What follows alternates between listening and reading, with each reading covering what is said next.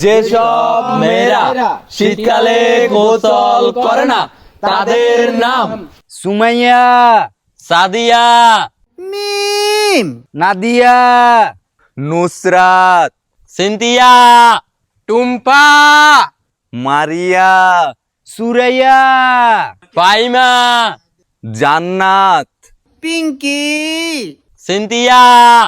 lima, Maisha, Liza, Mithila, Saima, Faria, Sharmin, Juthi, Nishi, Sumi, Sathi,